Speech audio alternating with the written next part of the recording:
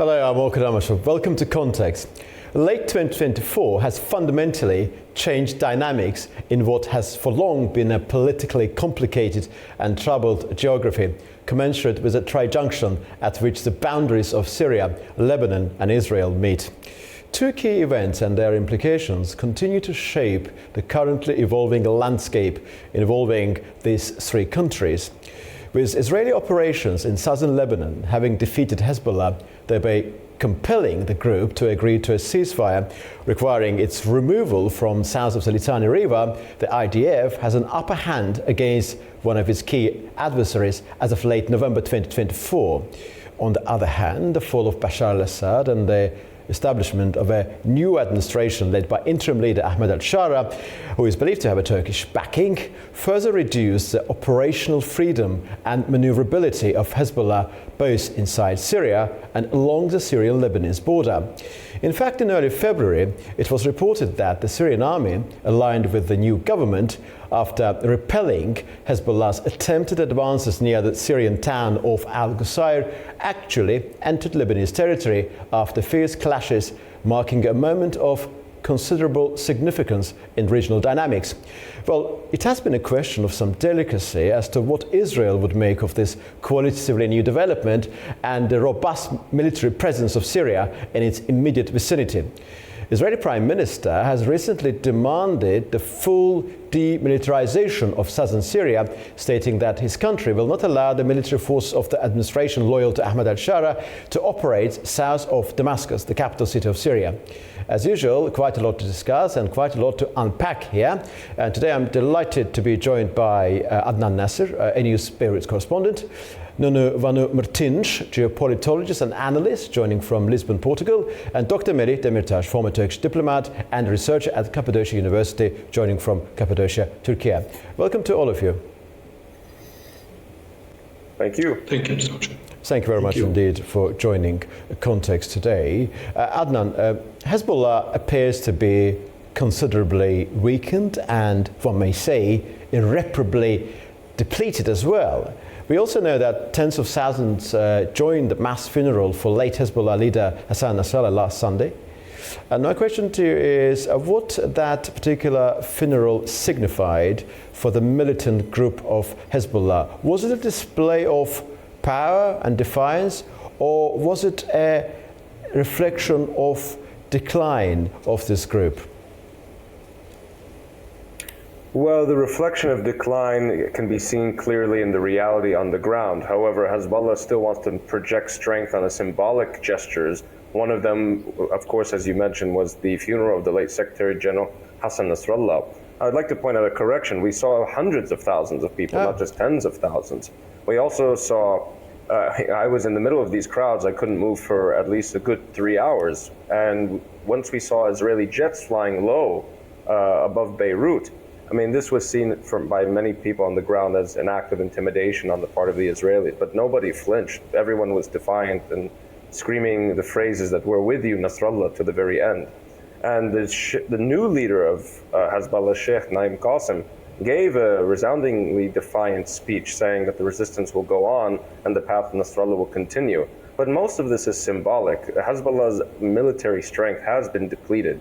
They do have a considerable number of people who would be willing to join the militant group / political party in case the Israelis were to attack Lebanon again.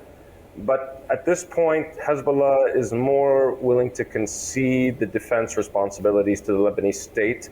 We also have today the Prime Minister of Lebanon, Nawaf Salam, saying that Lebanon is committed to the UN Resolution 1701, which is another indication that Hezbollah is losing its military prowess in the region.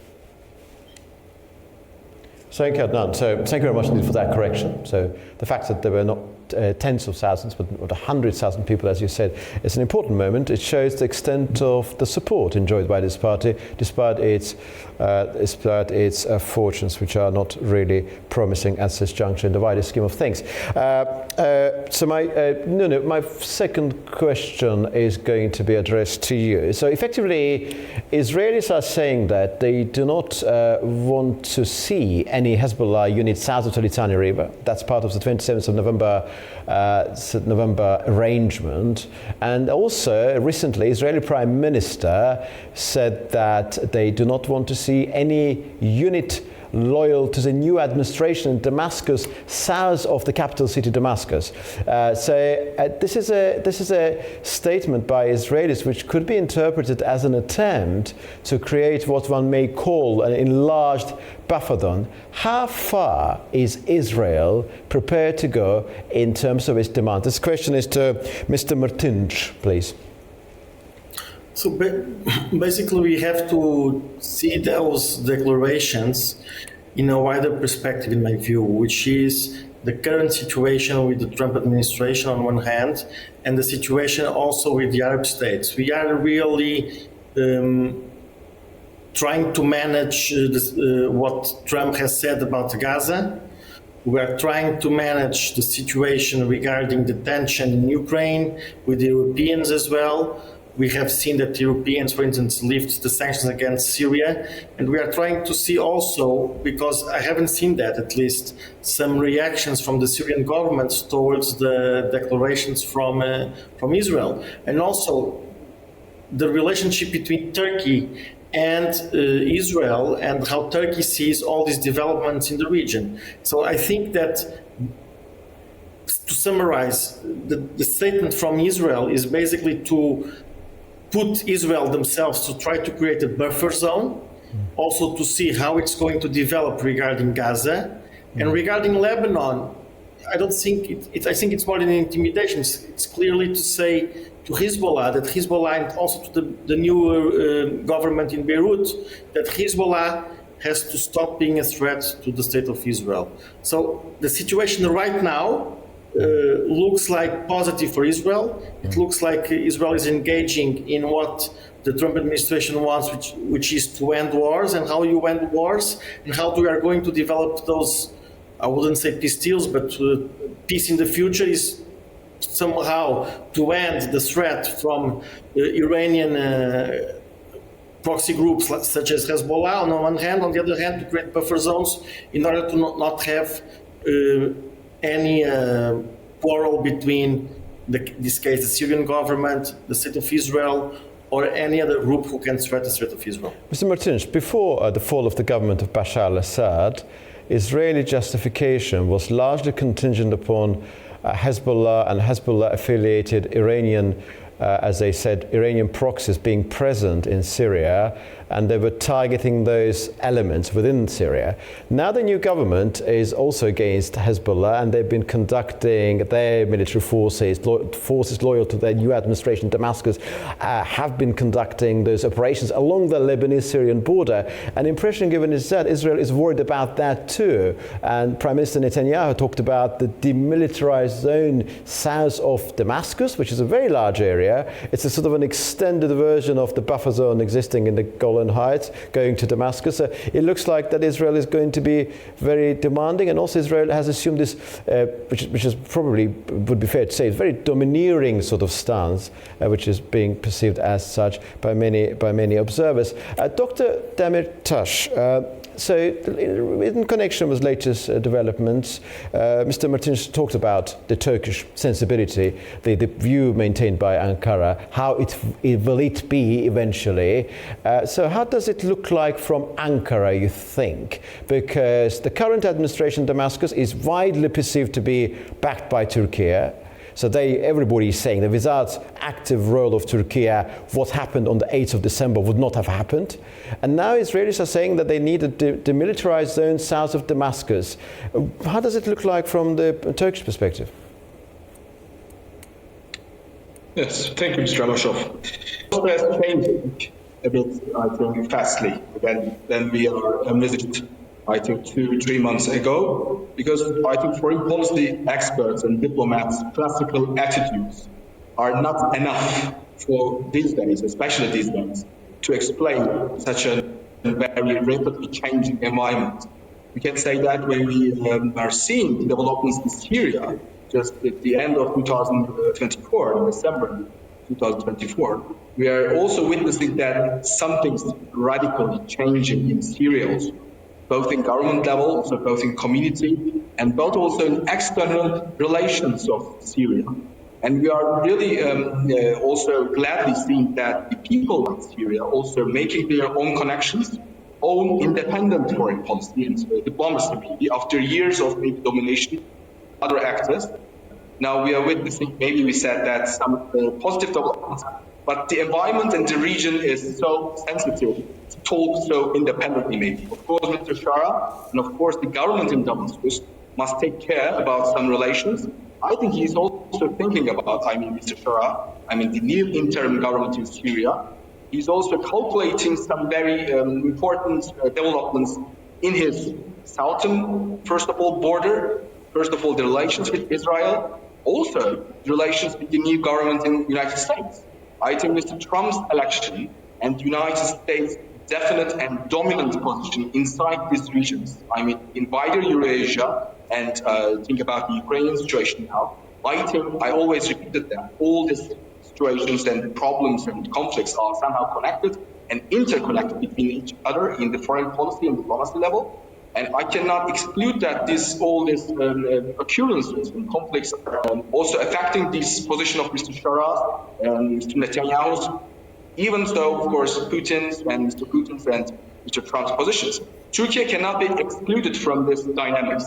Turkey, first of all, gives this importance of independency of Syrian government, new government, but we can also see that Mr. Netanyahu's also worries on his priorities are so huge.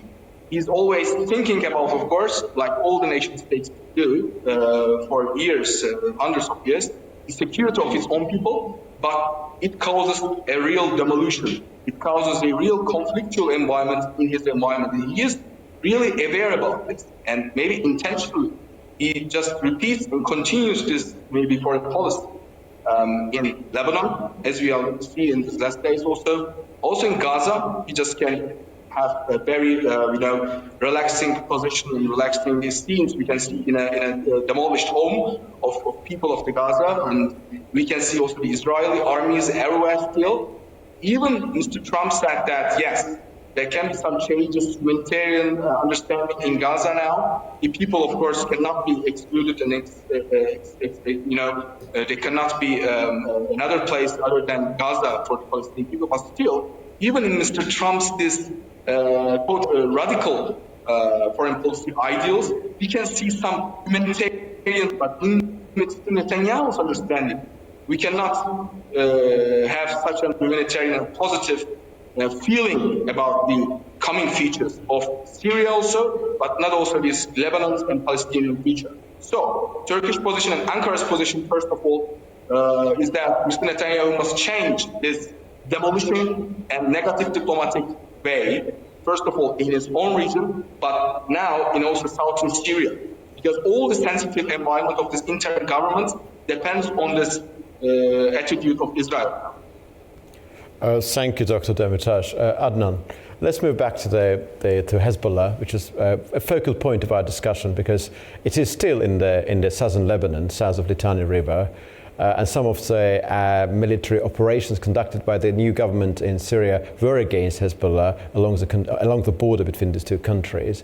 And Israel is naturally very much hell-bent on ensuring its destruction of its military wing. So Hezbollah's future as a militant group has been called into question, and the president of Lebanon, Mr. Aoun, in his inaugural speech, which was made in January, called on weapons to be centralized under the authority of the state, monopolized under the authority of state. So my question to you is very simple and straightforward. How comfortable is Hezbollah's political wing, that wing which is represented in the parliament, loyalty to the resistance bloc, how comfortable are they with losing this leverage, losing this military leverage which they have?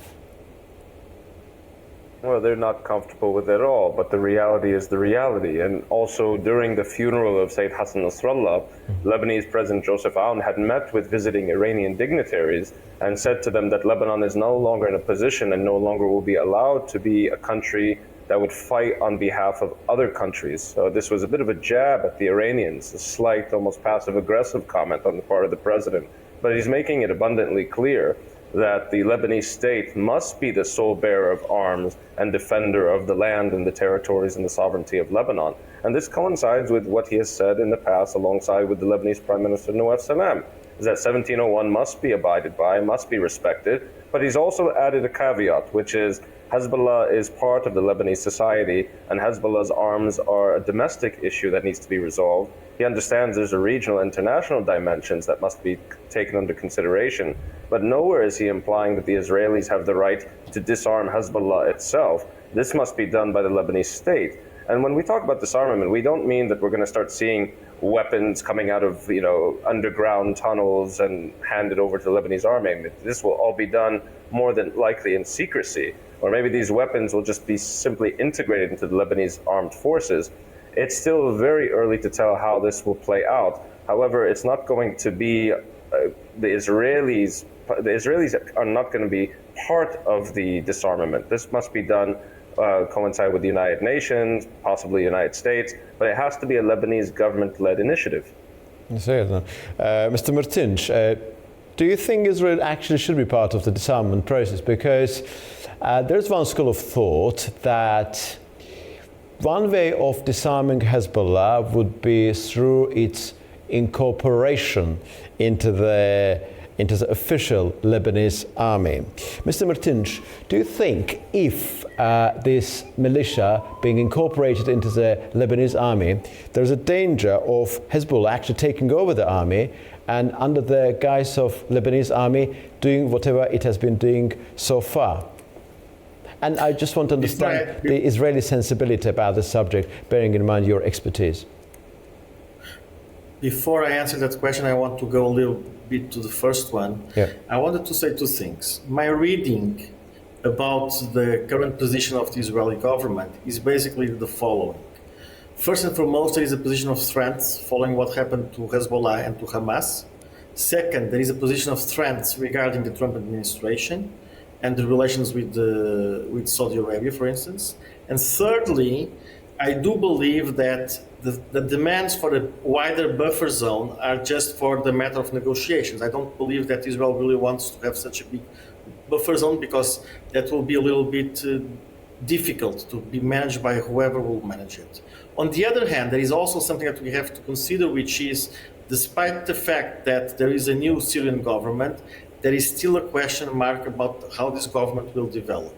Now, regarding Hezbollah, I completely agree with what was said about the disarming of Hezbollah to be managed, run, supervised by the Lebanese government. Hezbollah is a Lebanese organization, and it's in the interest, in my view, of the Lebanese government that Hezbollah should be disarmed, or should be focused solely on as a political party without any influence from Iran or from the current Iranian regime. How to do that and how to include the militias in the Lebanese army, to be very honest with you, I think that will be very tricky for the Lebanese army directly, because the strength of the Hezbollah militias is quite strong, is quite high, and therefore the risk of having the Hezbollah dominating the whole army is huge. So the question is exactly how Hezbollah is going to transform itself after it will break from the Iranian regime. That's the real question. If Hezbollah wants to become a normal political party in Lebanon, and how also the Lebanese government is going to manage this. I find a little bit complicated to have the Israelis trying to control or to disarm Hezbollah, because that will be seen in the context of the region and of the Arab world as something a little bit negative. So I think that this new era in that region should also be seen with steps from Israel in order to have Israel being peacefully accepted by countries which they don't have yet peace agreements.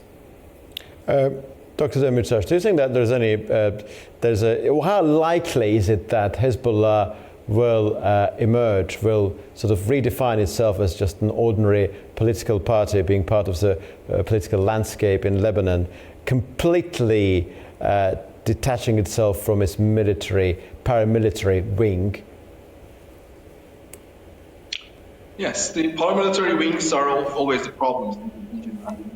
Since the beginning of especially the 20th century, I think the tactics, I think heinous tactics sometimes of some states.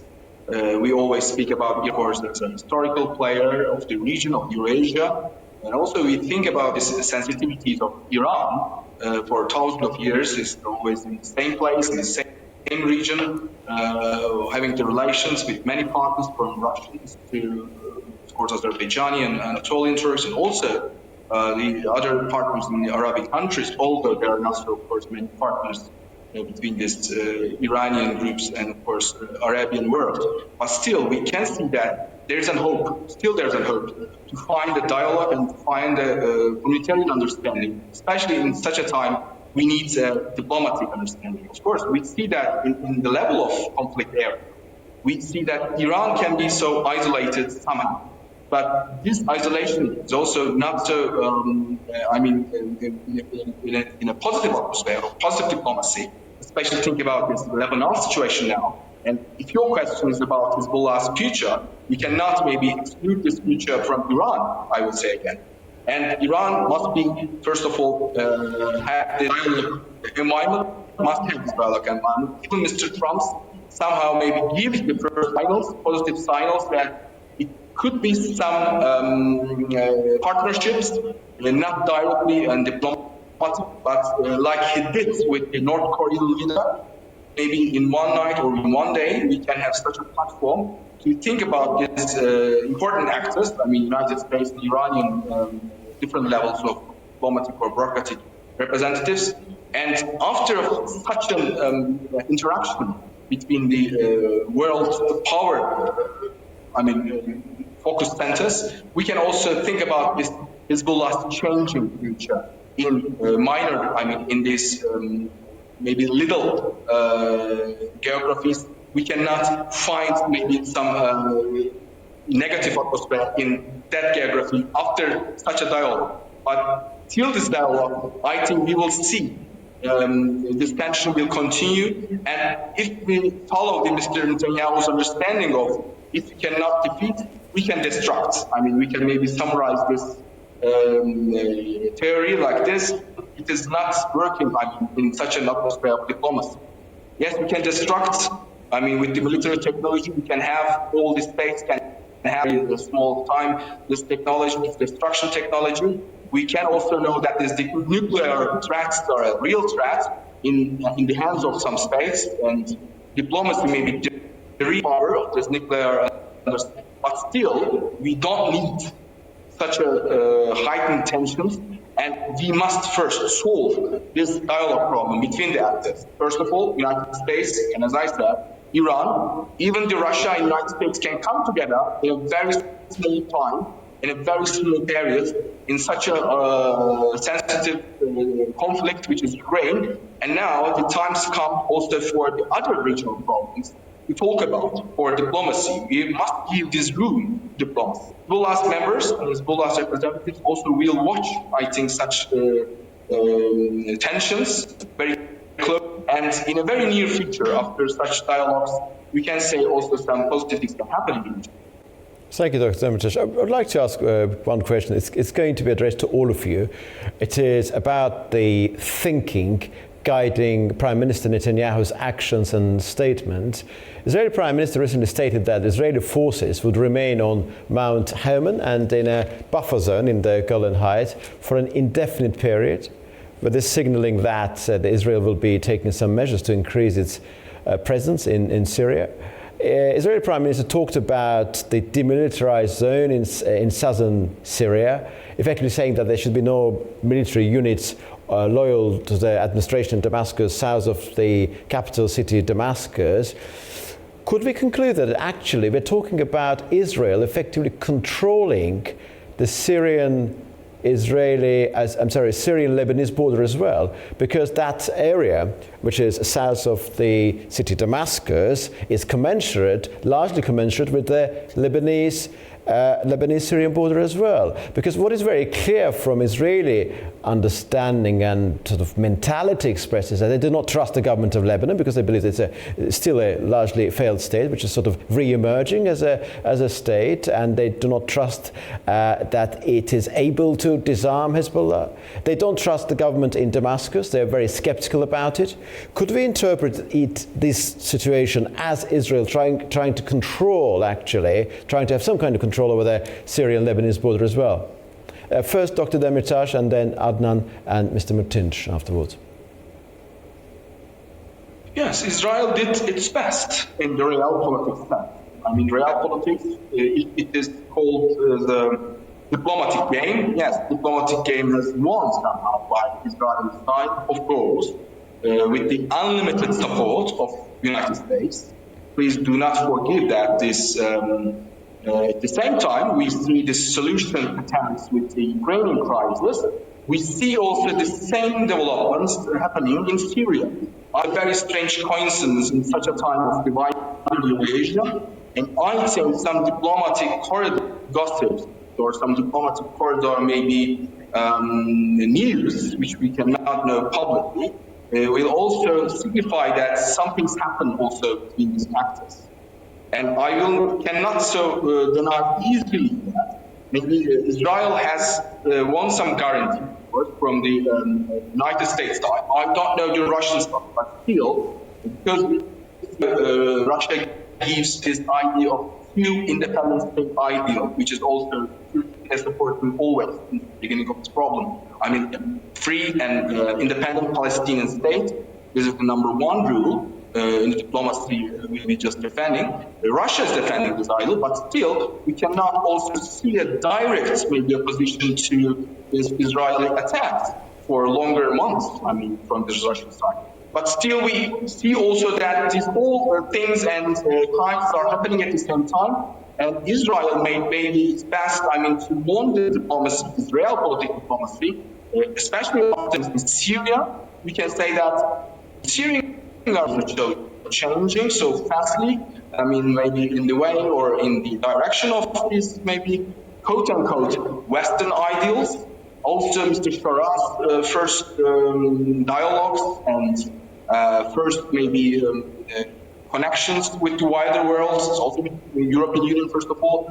Also, I think he did maybe some connection in the last days with Southern Cyprus, which we are not recognizing, as you know, from due to our Cyprus issue. We are not, of course, recognized diplomatically, but even of that, this situation, Syria has also this independence, of course, politics, foreign policy, and he just made this connection with his neighbor, I mean, in the Mediterranean. So, if we conclude, yes, the region's changing. But also the players are demanding something, I mean, both the United States and Russia. And I think some regional actors like Turkey, Iran, Saudi Arabia, especially Martin said that, yes, it is a very important player now, due to also to Trump saying that economically, first of all, every player in such a crisis atmosphere needs such healthy partners. But still, that doesn't mean that diplomacy is always in an ethical basis. First of all, we need an ethical and humanitarian diplomacy. And what is happening now in the region cannot be so humanitarian terms. And the first foremost example is Gaza and Lebanon. We must not forget all the losses of the civilians in Lebanon and Palestine. After all these real politics games, Turkey, as a defender of this ethical, maybe diplomatic ideals, and somehow even this region is so sensitive, we cannot accept that Israel maybe have some buffer zones in every part of what it wanted. No, we cannot defend this. The international politics, the international law has some principles. All the Russian also partners and all the United States partners, as Mr. Antonio Guterres, the United Nations said, everything must obey and must maybe at least recognize such international law rules. Adnan, the same question to you. Does Israel want to control Lebanese-Syrian border? I I don't think it wants to maintain a permanent control of the border. What it wants is to maintain a security role in preventing more arms going towards Hezbollah. But I think Israel is making a mistake by creating this buffer zone so quickly or at all. You're saying that the Israeli government and Prime Minister Benjamin Netanyahu doesn't trust either the Lebanese state or the new rising star President Ahmed al-Shara. Well, trust works both ways. I mean, you didn't trust the regime of Bashar al-Assad, and when the regime had collapsed, you immediately destroyed all of Syria's military hardware. And how did the Syrian state respond, or the new Syrian authorities? They had no means to respond, but they didn't even try to retaliate militarily. And they've also been trying their best to close the borders with Lebanon, the routes that were supplying weapons from Iran to Hezbollah. So if one side is trying to prove it's trustworthy, I don't think it's the Israeli one. The same question to you, Mr. Mertinch, about Israeli control over Syrian-Lebanese border. I follow what Adnan says, and there is only one remark I would like to say. The question, I didn't say that the Israeli government doesn't trust the new Syrian government. So there is a question mark. There is still a question mark. The question, and I think that they should try to engage, if not directly, through third parties in how to communicate with the new Syrian government, and I'm pretty sure that they're already doing that. And as I said, look, there is also another thing that is important to understand. The new Syrian government happened for different reasons, but for sure one of the reasons was the way that Israel weakened the Hezbollah in terms of communication, in terms of what happened last year. And this also should be seen by the Syrian government, in my view.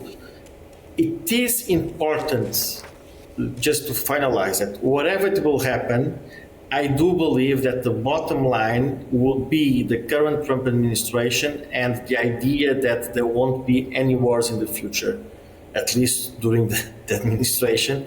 And that it will be more or less what it will create the peace agreement in the region. Thank you very much indeed to all of you. Most grateful.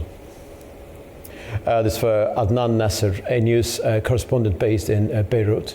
Nunuvana Mertinch, geopolitologist and analyst joining from Lisbon, Portugal, and Dr. Mehdi Demirtas, former Turkish diplomat and researcher at Cappadocia University, who joined from Cappadocia, Turkey. See you very soon indeed.